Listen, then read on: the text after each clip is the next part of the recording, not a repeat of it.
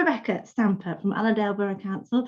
What's it all about, the new commission that you have on offer, and how can people contact you about it? Thank you very much. Yeah, so over the last 12 months in Allerdale, well, maybe slightly less than that, because we were probably prompted by the production of the Barra Culture framework that they did through their partnership with the University of Cumbria and the council and Prism, etc. So we were in the throes of a new leisure strategy this time last year, but with the change in kind of leadership in the May previous, it didn't quite get where we wanted it to be. So we were kind of in a bit of a chasm of nothingness in terms of where we went with leisure. The Carlisle one was produced and looked very lovely, and our chief exec got a copy of that sent through and kind of said, have we got something like this? And I said, well, we've got the leisure strategy and you know where we're at with that. And I said, well, actually, given that everything that was going on, so we've got future high streets, towns deals, levelling up, actually, and there was a lot going on with culture, with our museums and the Carnegie and COVID, that we needed something that was probably a bit more standalone rather than it being bolted into a strategy alongside playing pitches and, you know, sports development. So those were the initial conversations. We had a chat with Arts Council, who talked us through, you know, kind of where we were at West Cumbria in terms of their priorities. And in the past, we've had the discussion and we probably weren't in a position to have a strategy because we weren't really doing an awful lot. But now, you know, where we are with CPP and everything and our eligibility and the priority of West Cumbria, they said it was a good time to have a look at it and that they were supportive of financing part of that strategy work as well. So between us and Copeland, Arts Council were quite keen that it was a Copeland one, and this was before local government review, so they must have had some foresight that we didn't have. Said that it would be best to have a West Cumbria just with the synergies between the two areas, that it just made sense to do that. So we've worked with Copeland and since have got local government reorganisation as well anyways, so it would make sense to do that. That we are now looking to commission somebody to develop a strategy for 5 years and an action plan, really. So what we want to do is have somebody to look at all of the most recent kind of bit of desktop study of recent work. So there's been a lot of work already with consultation around future high streets, CPP. Rebecca, just tell us what CPP is. I know, but not everybody will. Sorry. Creative People Places. So it's the Arts Council. The Arts Council grant that we've currently got an application in, and find out in the next couple of months whether we've been successful. I lost my train of thought there. Where was I at? What the strategy is for you? Thank you. Sorry, yeah. In West Cumbria. Yeah. So we're looking for somebody to do a bit of a review of everything that's been done previously in the last couple of years, bring that together. If there are any gaps, so if, you know, we're missing any feedback from any particular area, then we'll include that in going forward and do some work, you know, with the stakeholders in those areas and the general public. And then they'll bring that together. And hopefully the idea is that we've got a bit of a priority action list for each, if not town, each area. So there may be a North Allerdale focus, a Workington focus, Whitehaven, and however we set the study area. And that priority list will be based on filling gaps, sustainability, feasibility, and the investment that we've got, given, you know, the limitations that we've got. If I just quickly share my screen, can I share my screen? No, it's all right. That's fine. Carry on. No, it's okay. What I'll do is, I think there's a link on the Facebook page it's on the chest. So I don't know if people are familiar with the chest, but if anybody does have the resource and the mind to want to put themselves forward to be involved in the commission, there's a post on the Facebook page which will take you to a link to the chest, which is really easy to register your organisation on there. Otherwise, I'll stick my contacts in the chat and you can drop me an email. I can send you the link to get on the chest. It's £25,000 worth of commission to start with the potential for some extra work if we find anything that we want to have a bit more detail on. There may be a little bit more available that we can delve into if there's something specific we want to look at. It's quite a short time scale, mainly to fit in with some of the Townsdale development plans, which need to go in towards the end of the year. So we're looking at a kind of 5-month turnaround starting early in October. And I know that won't be complete by Townsdale, but we just want a bit of an idea if there's anything really being highlighted as a priority. Thanks, Rebecca. That's brilliant. So you're going to put your contact do that now in the chat. Yeah. And if anybody's interested to know more, I've already put something on the Cumbria Arts and Culture Network Facebook group, and you can contact Rebecca direct for more information. That's really helpful. Thank you. It's a really important piece of work, and it'd be great to think that somebody here could put themselves forward for that. Thank you. Thank you, Rebecca. Over to you, Tom. Thanks, Kate. Thanks, Rebecca. Right, let's go to Barrow and listen to Daniel Tyler-McTighe. I'm just going to share 4 slides that Daniel shared with me, all about Barra Culture and what is going on there, and why it's a really interesting and lively looking thing going on there. So Daniel, over to you. Thanks very much, and thanks Tom and Kate for the invitation to come and talk and take a chance on me. Hey. I'm desperately going to try to get them in. And also Bex has also already explained what a CPP is, so I don't have to do that bit. So Barra Culture is the CPP in Barrow and Furness. The idea is here, I'm going to just talk through these slides, but then we'll allow time for sort of questions and interaction, because I know that there are lots of sort of interested people out there. We've got some people who already work with Barra Culture in the Zoom, and also our relationship manager from Arts Council is here as well, so hello. Okay, so for those who don't know, creative people and places are essentially about 3 things. The first one is creating, producing and enabling excellent arts, creativity and culture in a place. Those are places across England of statistically least engagement with arts and culture. The second thing is about community decision making and communities being built up to decide what they want for themselves in terms of arts and culture. And then the third thing is that the whole programme is an action research programme. So the 33 places across England come together for symposium, conferences and fortnightly or even weekly chats online, so that we share that learning. And some CPPs have already run for 10 years. So they've got lots of learning for us younger ones to take on board. So that's a quick overview of what CPP's sort of brief is from the Arts Council. If we could go to the next slide, please. Gimme the next slide. So in our current design for the programme, we've got 6 strands, which I'm just going to whisk through really quickly, just to give you an overview of really it's the different scales at which we're working with this funding that we have. So it's strand 1, which is called Engaging Barrow. Across the 4 years of our programme, we're having 9 residencies each year. That might be an artist or a company. It's across all art forms, and something I wanted to flag up today for the creatives here, which is most of us, is that next week we'll be putting a call out for 4 more of these. So keep an eye out for that. In strand 2, boosting Barrow's creativity. So these are projects that are kind of created with local people. So they come to us with their ideas, and then we as a team support their creative idea with our time and with a little bit of money as well. So there's 60 of the idea is there's 60 of them per year. The first 30 are underway, and with the call out for the next 30 is going out in a couple of weeks. Strand 3, making a song and dance about the borough.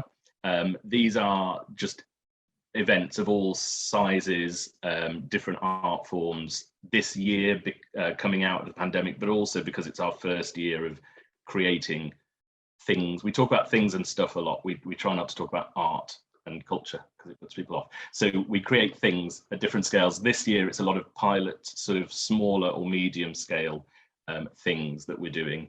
And I'll talk about some of those shortly.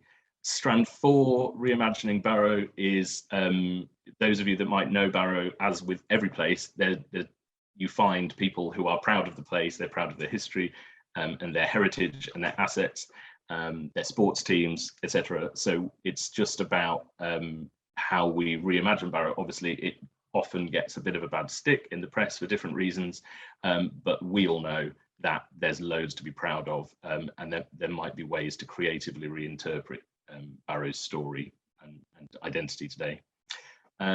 Strand 5, ever onwards together. Ever onwards is the motto of the borough in Latin. Can't remember what the Latin is, but it's ever onwards. So together is just about working really closely in partnership to create projects with charities and other local organisations who are all really excited and keen for creativity and arts and culture to be part of their provision, especially charities, you know, seeing arts and culture as part of a well-rounded and healthy life.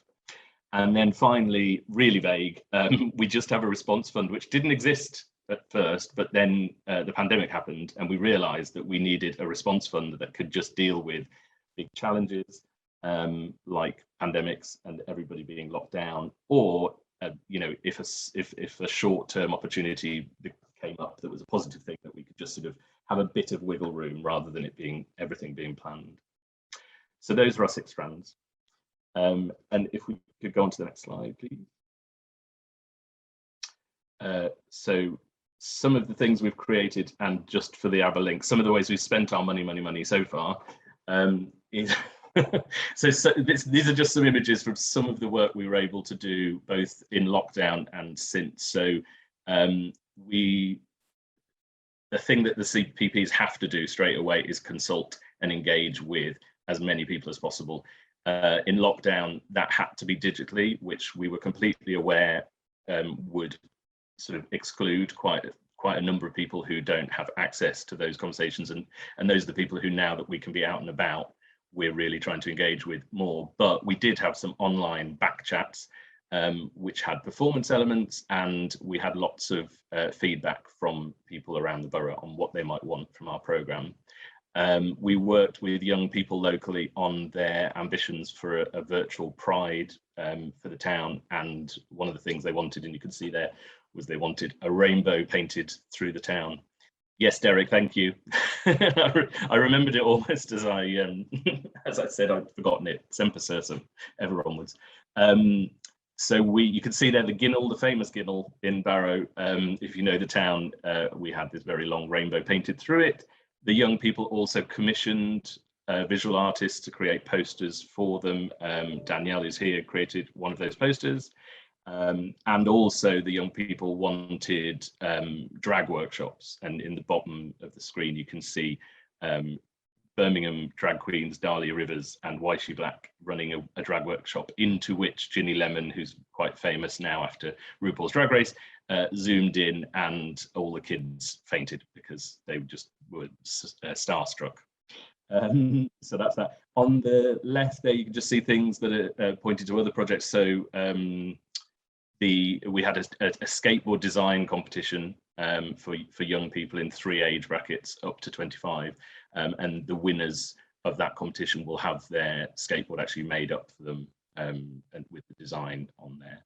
And we've just started work on a community garden space with land artists working with local residents on reimagining one of their disused spaces. So that's some of the stuff we've been doing. I'm just looking at my notes to see if I've kind of covered it. I have. So if we could get to the next slide, please. Check my time as well. Oh, we're doing okay. So a couple of weeks ago, you may have seen on social media, if you follow Barra Culture, we did a series of events called Playcations. And these were 5-day-long events in 5 of our 6 target wards. Although the CPP is for the whole of the borough, we have 6 target wards as identified by ACE and the Audience Agency and ourselves. So these were events that had trios from the National Chamber Orchestra and through Orchestras Live. And I think Becky West's here today, so thank you for the music. And local saxophonist. And we had Signal Film and Media, Theatre Factory, Art Gene, Full of Noises, all there as local arts organisations delivering work, as well as, again, Danielle, another local artist called Tori, and our team leading workshops as well. And it was a completely open and free event, lots of cake, which was wonderful. but it just responded really to what we'd heard in those back chats that I talked about earlier on.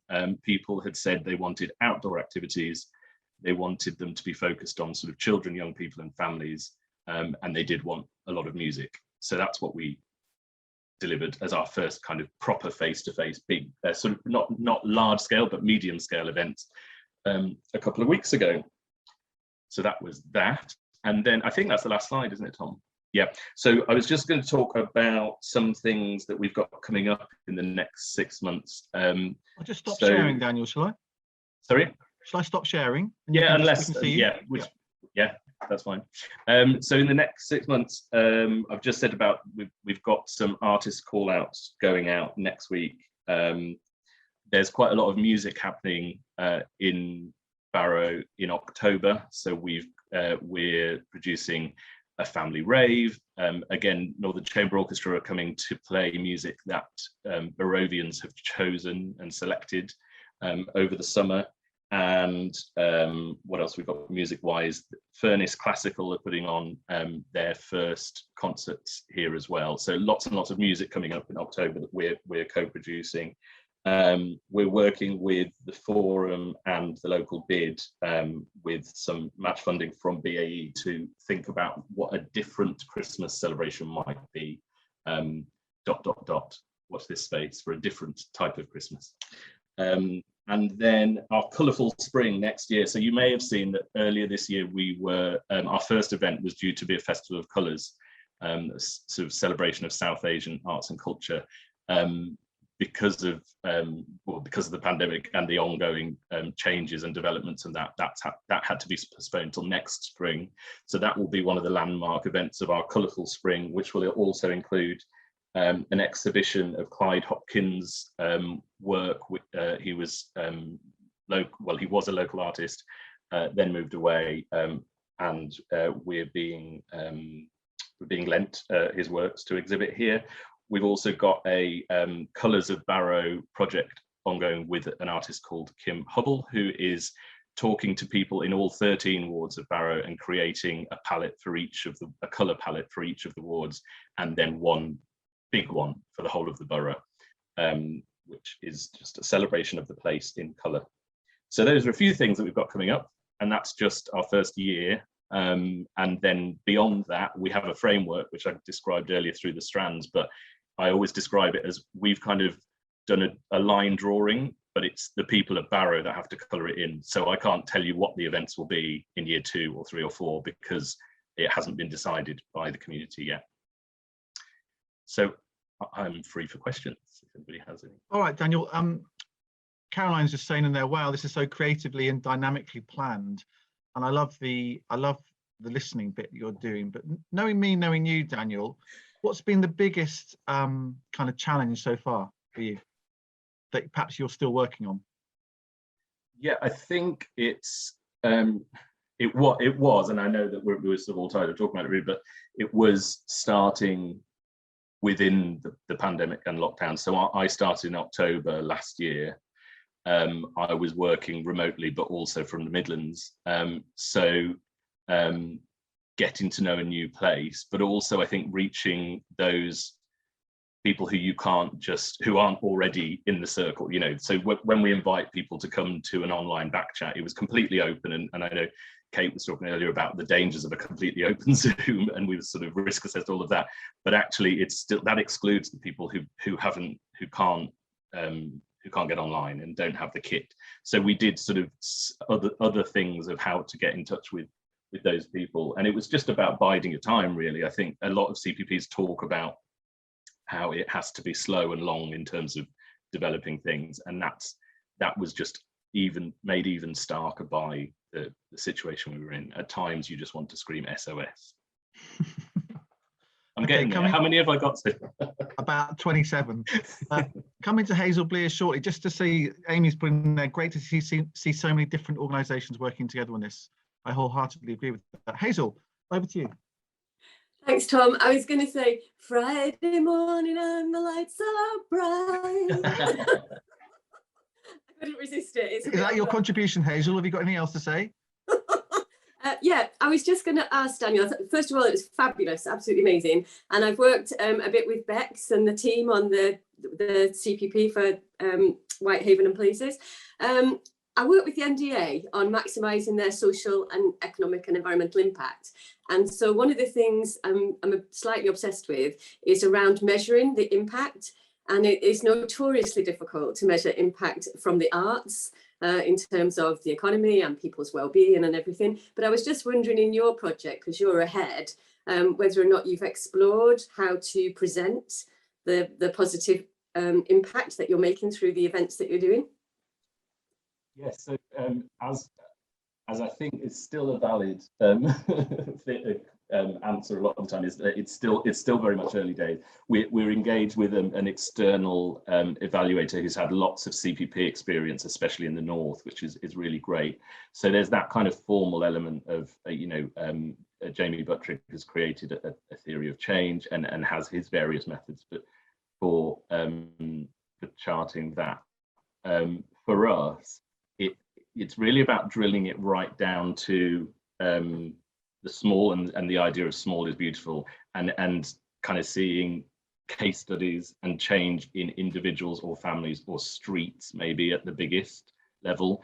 But for us to say the 68,000 people in the borough have had this impact overall, that might be something Jamie gets to, or the audience agency who we work with as well, and we feed all of our kind of data and everything into, might have those bigger comments to make. But I think for us on the ground, it's about charting the difference in individuals or groups. So an example of that, which has already been a sort of, we've been quite proud of, is that there's a local group of moms in Ormsgill, in Barrow, who have been supported by other agencies to just come together as an organisation, really, to try and do things, literally just do things, and there's a wide range of things they're doing, and the garden is one of those. But where we've supported them, we're actually building up. It's not just about them becoming creative, but they, for the first time ever,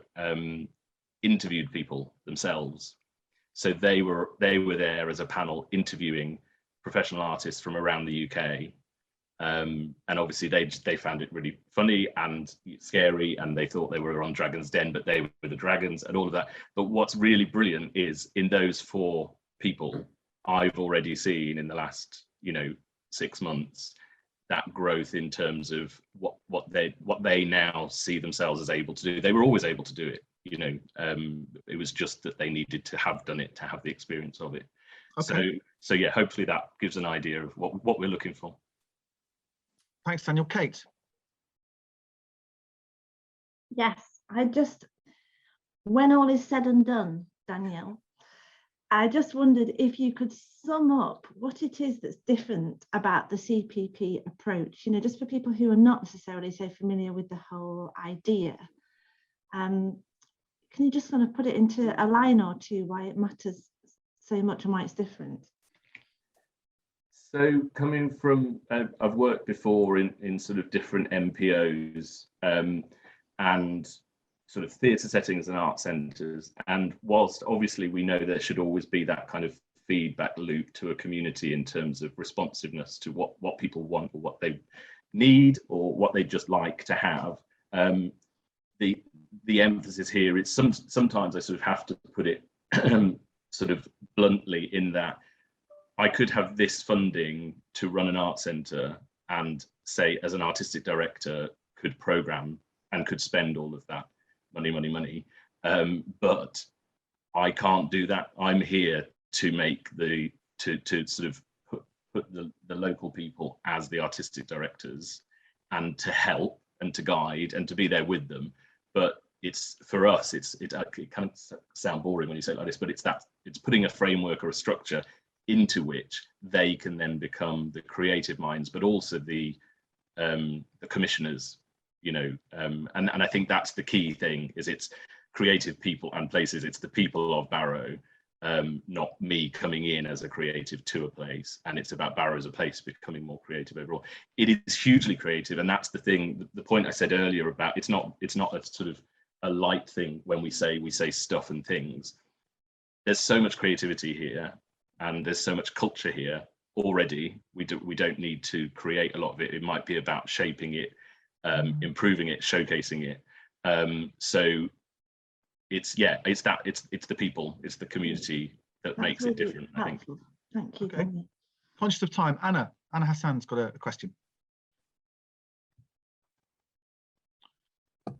So I just wanted to build on what Daniel just said then about the Creative People and Places, because when we set up the Creative People and Places programme, the idea was that we would, you know, for a long time, Arts Council has put lots of projects in areas, and the idea was to try and create something more sustainable in areas of low engagement. So by making communities more empowered, you know, if Barra Culture ceased to exist as a CPP programme in, you know, however long, there would be that infrastructure that would take forward, that would, in Barrow's case, because it already has an existing artistic infrastructure, but the communities would be much more knowledgeable, be much better at taking things forward. So we always wanted to have that bottom-up approach as an action research programme to try and create more sustainable programmes in more sustainable work, or what, you know, more sustainable arts in areas where low engagement has been very difficult in the past.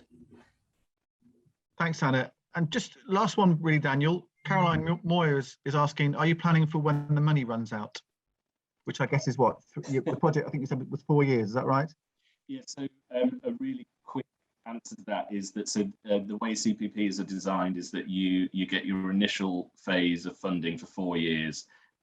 You then reapply for an extension for 3 more years, and the funding, the Arts Council funding is halved, and then you apply for 3 more years for an extension, and it's halved again. So that tapering off of Arts Council funding is meant to go hand in hand with that establishment of and finding of match funding, earned income, but also that CPPs find their place. So I think that early on, a CPP has to do lots and lots and lots of different things, but that over 10 years, it's going to find it either becomes redundant because it's done its job and everybody is the most artistic and cultural person they can possibly be, and those places aren't on those lists anymore. Or, as has happened with loads of CPPs, is that they find what is the 1 or 2 things they're needed for, and they establish themselves in another way, whether that's becoming an MPO or a charity or CIC or whatever that is. So yes, already planning for when the money runs out. All right, Daniel. Well, thank you very much for sharing those reflections and thoughts this morning. I know a lot of people would have found that of interest.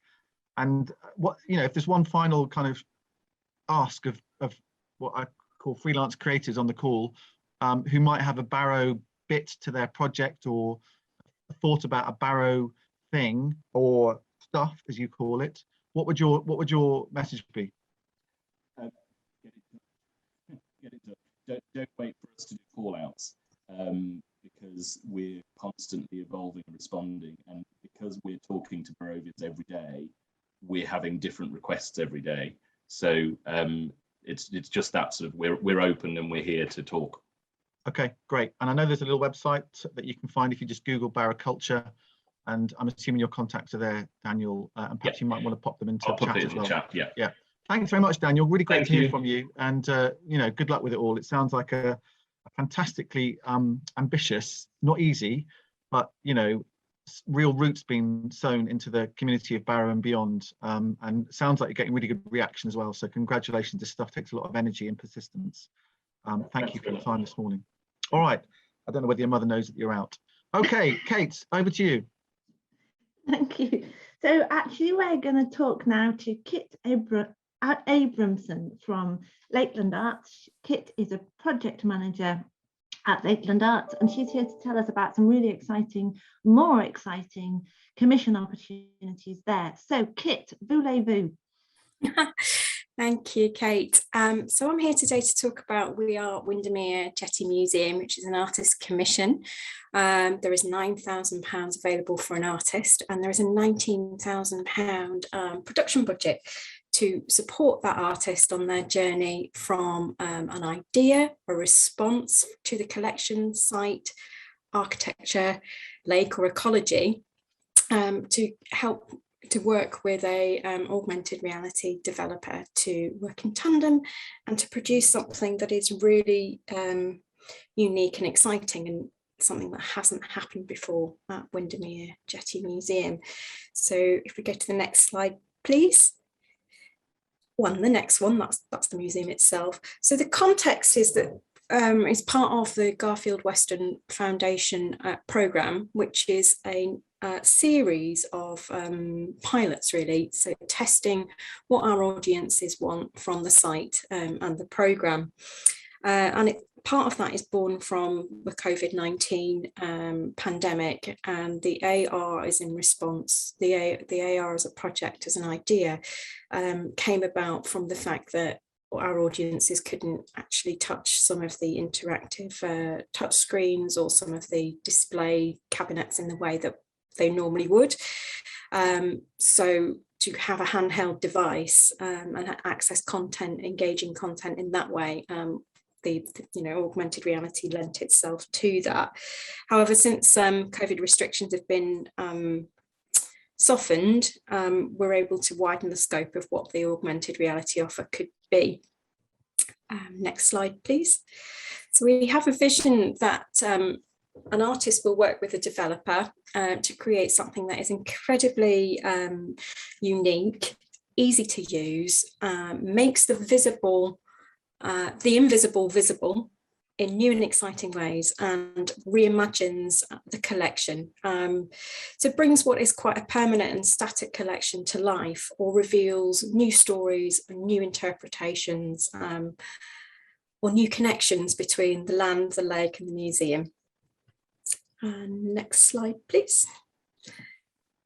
If you've been to the Windermere Jetty Museum, you probably have seen quite a lot of exhibits which are about technological development. So it's kind of no surprise that this is something that we want to investigate in terms of our digital offer. And part of the programme, working with an artist and a developer, will test our digital strategies, and also the idea is to bring something that is so stationary really into a new realm. So we're really encouraging artists to come to site visits and look at the collection and the site, and to bring their own spin on it. And we're really fantastically open to what that could be, and the possibilities of AR are absolutely huge.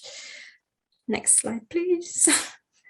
So we're not looking for artists that have necessarily had any experience in making augmented reality work before. The timescale is quite tight. We're looking at launch for the 1st of March. So we are looking for artists which have a degree of digital literacy, so who do understand the basics of digital image creation or video. We are looking to match the right developer with the right artist, and looking at developers who speak our language, the language of the arts, and can communicate what things mean to support an artist with the technology without it being full of jargon. So it is an artist development opportunity should you as an artist have the ambition and the imagination to think in 3D or time-based forms, to superimpose, build, skeletalize, interpret through the medium of AR. The possibilities are really quite huge, and the developer will be there to nurture and mentor you through that process, as well as co-produce the work with you. Okay, next slide, please. In terms of the resources available, Lakeland Arts will also help with that process. So the fee is £9,000 for the artist, but the production budget is much more significant.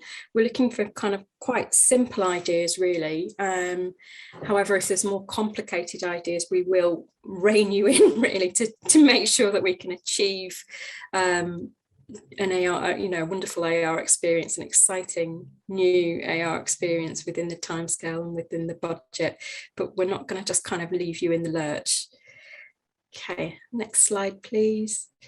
So there's a site visit on the 15th of September. If you would like to come and have a look at the collection, have a tour, have a collection, look around the site. 15th of September is that date. Please get into contact with me. And the expression of interest deadline is the 6th of October. And then we'll be pretty much looking at an immediate start after that. I hope that's of interest, and if anyone's got any questions, then I'm quite happy to take them. Thank you, Kit. That's great. Well, I really like the fact that Lakeland Arts are creating so many opportunities for artists just now, and we want to make sure that this is an opportunity that goes out as far and wide as possible. So please spread the word. If it's not something you're interested in or can do yourself, please spread the word so that Cumbrian artists have this opportunity. Kit, please could you put your contact details in the chat, then people can contact you. I think we need to move on now, so there may not be time for immediate questions, but do pop your contacts in chat, then people can get in touch. All right. Thank you, Kit. Thank you, Kate. Right, before we hear from Maggie and the fantastic Open Studios, something like that anyway. Bliss, you've got something going on at Higham Hall, haven't you? Just have 30 seconds on that, please. Yeah, sorry to gate crash. I just want to say I'm going to be doing a talk on the 26th of September starting at 3 o'clock at Higham Hall with a sort of mini exhibition, and having talked to George Cook through this network about it, he's pitched it as art and environmentalism. So it's going to be a conversation about those things and a bit of me waffling on. So if anybody's interested in coming to listen to that, that would be great to see some familiar faces. Thanks, bye. Thank you, Fliss, and I'm enjoying all of your sculptures and pottery that you're doing and putting onto Facebook. Some great stuff going on there.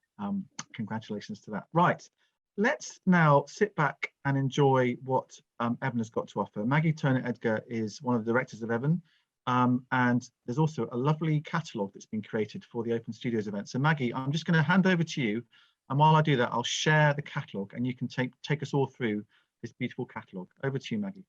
Okay, hi, thanks for giving me the chance to tell you about it, and that'll be a great exhibition by Fliss, by the way, because I saw that and it was really good. But can I just say that usually I'm a volunteer co-director of Evan. Usually I'm the dancing queen. That's it. Tango. That's the last reference I'm going to do. Okay, so this is the front cover here, which is beautifully painted by Eileen Anderson, and it shows you, unfortunately the strip is across the middle, but it shows you that the Open Studios and Art Trail, which is significant, runs from the 4th to the 19th of September, when artists will be throwing their doors open across Cumbria. And first of all, before we go through it, I just want to give you a tiny bit of context, if that's okay. Just to say that my history with this is in 2008, when I was lead of the Applied Arts Research Centre at the university, we had funding from Arts Council England to do our Cumbria-wide Open Studios, and it was a great event. And the report from that went on to help Adrian at Eden Arts to do his C Art, which has gone on for many years. And we have kind of taken over from C Art in recent years. This is our 5th Open Studio. So I just wanted to sort of give you that little bit of context, because there's also some fantastic Green Doors Open Studios, and the trail around the Bowness Solway Island area, which is fantastic as well, and happens just after this. So I just want to tell you that there's loads of open studios, but this is quite significant from my point of view. So let's go to just look at the map on page 1, and you can see a little bit of the that's it. Yeah, you can see just how far it goes from Baldwin Home in the north right down to Appleby in the south, and Alston over in the east. And if we go on to page 4, the next page, this is a really significant page for me, because although I have been very heavily involved in the Eden Valley Artistic Network, and I have actually founded the West Cumbrian branch, which we call West Cumbrian Arts, but these 4 people, Sarah, Maria, Lynn and Ray, there's some beautiful conventional oil painting there by Lynn, dramatic acrylics and wonderful pastels, and Ray is very very significant sort of designer, illustrator, has a very beautiful kind of Asian quality to his work.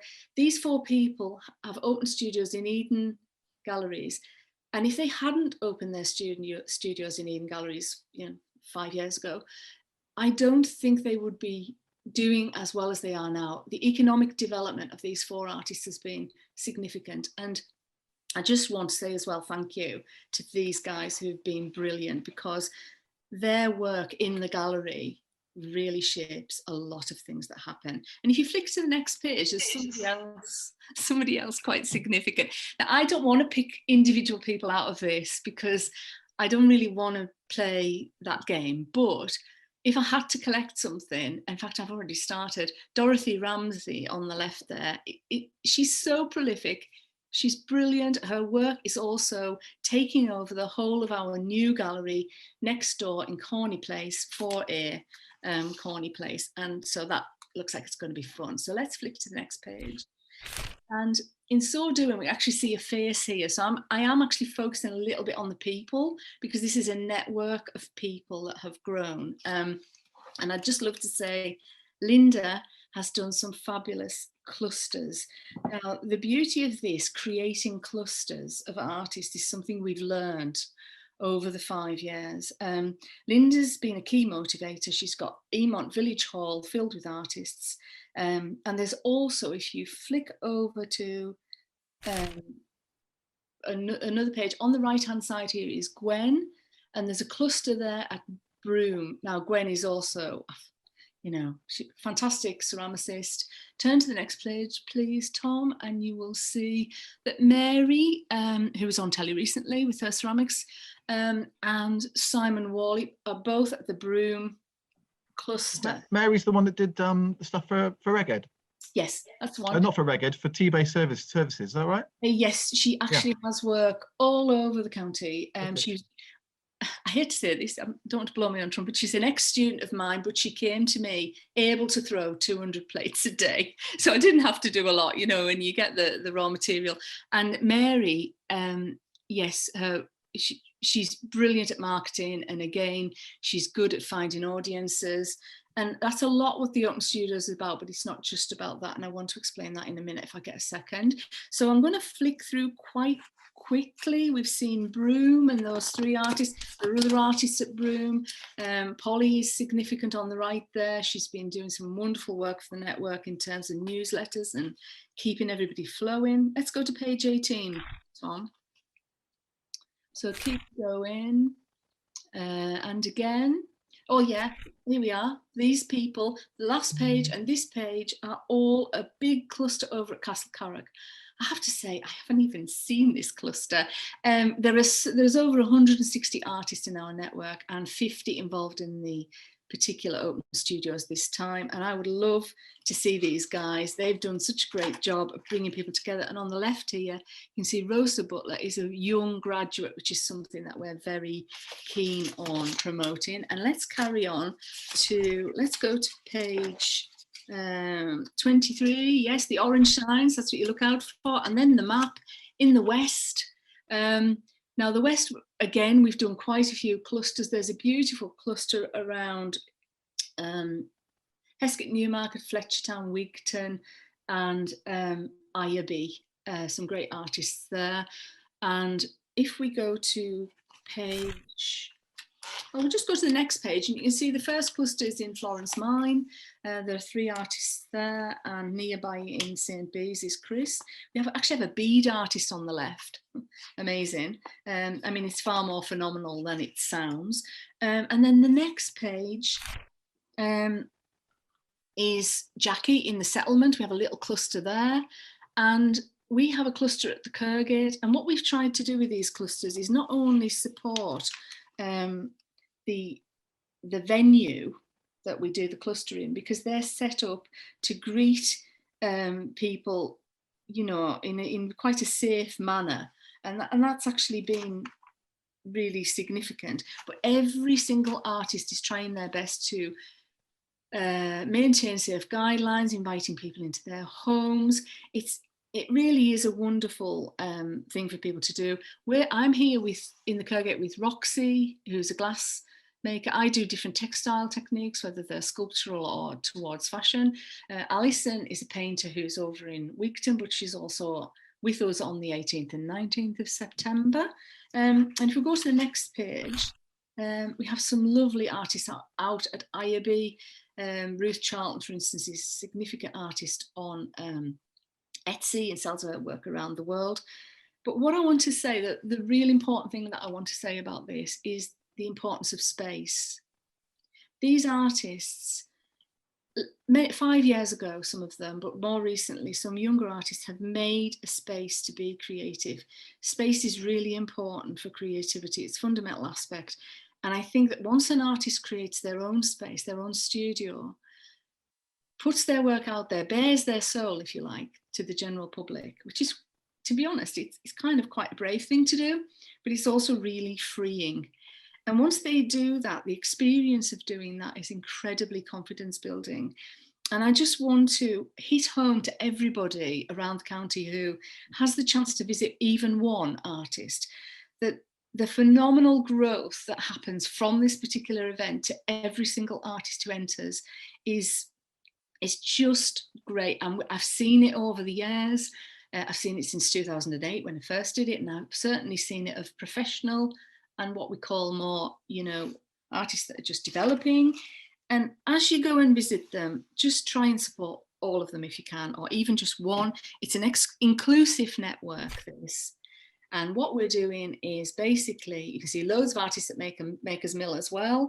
And you can see different artists in our open in October to November. But what I want people to realise is we're all on a journey, and that's why it's called practice, because we all practice all the time. And practice is a very appropriate word. And I'll just say a big thank you to Toro Design, who did this lovely little brochure for us this year. And I think just go along, talk to the artists. You can see some of the red squiggle on the back there from Simon. But if you go along and talk to them, they'll be enormously appreciative. You just buy a card, but you don't have to buy anything. You could just talk. And that discussion with an artist about what they've done and the journey they're on, it just speaks volumes about where Cumbria is going with its artists. And do you know what? It's just a very valuable thing to do. You'll enjoy it, it's uplifting, and the artists themselves will get enormous benefit from talking to you about their work as well. Okay, and I think that's me done. That's great, Maggie. Thank you. Be proud. It's a great trail yet again. I'll be going to the Castle Carrick. It's the St Peter's Church in Castle Carrick, where, as you say, there's about 10 artists there. I'm going there on Sunday. So I've been there before, and there's some really beautiful stuff there. And it's on, just give us the dates again, Maggie. When's it opens this weekend, and when is it until 2 weeks, is it? Well, now, please be sure to check the dates of every artist you wish to visit. Okay. Because they're not on all the time. So 4th to the 19th of September is the cover of the whole thing. And open studios, some of them are open, but others are what we call an art trail, where they're putting on a little show of what they do within a small venue. All right.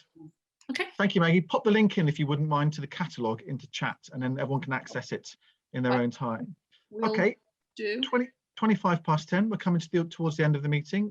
Kate, over to you for some messages, as they say. Okay.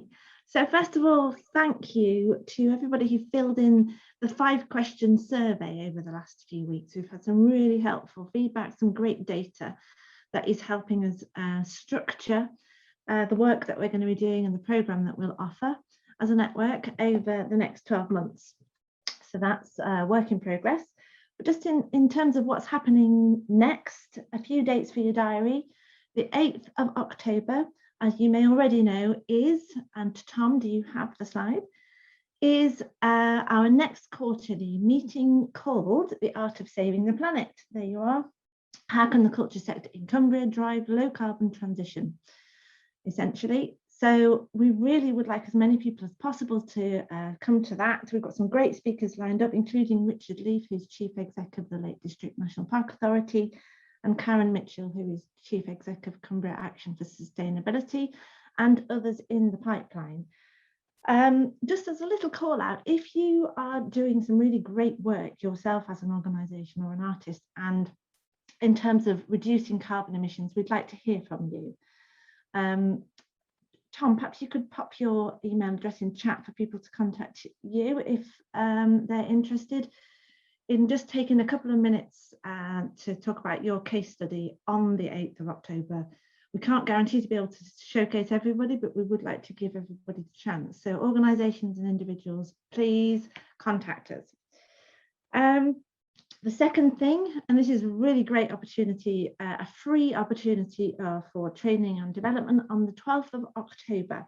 We have an effective writing course, 3 sessions that are going to be delivered by a former BBC journalist called Chris Van Shake.